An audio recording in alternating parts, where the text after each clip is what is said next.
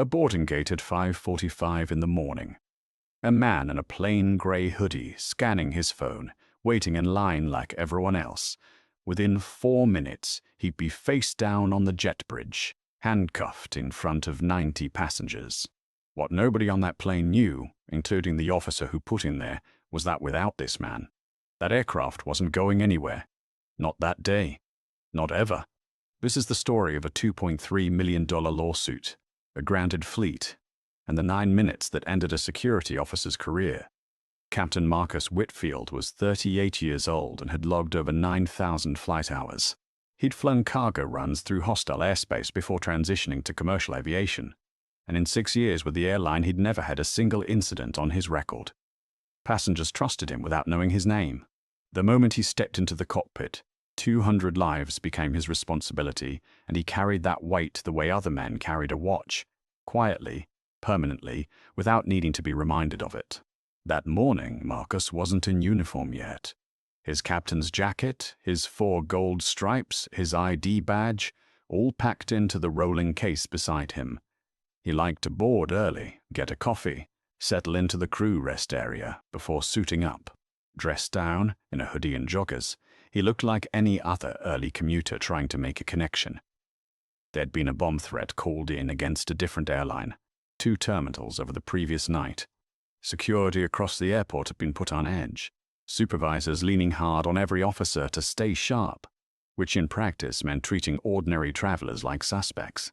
Airport security officer Dale Renner had been on shift for 11 hours straight, fueled by gas station coffee and a growing resentment toward a job that, in his mind, never got the respect it deserved. Renner had been told to watch for anyone behaving unusually near restricted crew access points. Marcus, badge tucked away, was walking briskly toward the crew-only door near Gate 14, a door he'd used 1,000 times before. "Sir, that door's restricted." "Step back," Renner called out, already closing the distance with his hand resting on his radio. "I'm crew," Marcus said evenly. "I'm heading to ops to grab my uniform." "You don't look like crew to me." Renner's eyes ran over the hoodie, the joggers, the rolling bag. "ID. It's in my bag. Give me 1 second. Marcus crouched to unzip the case. "Hands where I can see them. Now." Renner's voice sharpened and 2 more officers materialized behind him, drawn by the tension in his posture. Marcus straightened slowly, palms open. "Officer, I'm not reaching for anything. My ID and my flight credentials are zipped in the front pocket. I'm going to open it slowly." "You're going to step away from the bag is what you're going to do." Renner grabbed Marcus by the wrist before he could finish the sentence. What happened next took less than 90 seconds, but it would be replayed in a courtroom 11 months later, frame by frame, from 4 different camera angles. Renner spun Marcus around, forced his arm behind his back, and pressed him chest first against the terminal wall. A gate agent gasped. A child somewhere down the concourse started crying. Marcus didn't resist. He'd trained for turbulence at 35,000 feet. He wasn't about to let an overzealous rent-a-cop turn this into something it didn't need to be. "I am not resisting," Marcus said, loud enough for the gathering crowd and the overhead cameras to register it. "I am a commercial airline captain. My credentials are in the bag you won't let me open." "Save it," Renner snapped, cuffing him. "We'll sort it out downstairs." Marcus was walked through the terminal in handcuffs past the very gate his own flight was boarding from. Passengers filming on their phones. A flight attendant he'd flown with twice froze mid-step, unsure whether to intervene. In the security holding office, Renner dumped the contents of Marcus's bag onto a metal table, and there it was. The captain's uniform jacket. 4 gold stripes on each sleeve. The laminated airline ID with Marcus's photo, his employee number, his FAA certification card tucked into the same pocket. The supervising officer in the room went pale. Renner, look at this."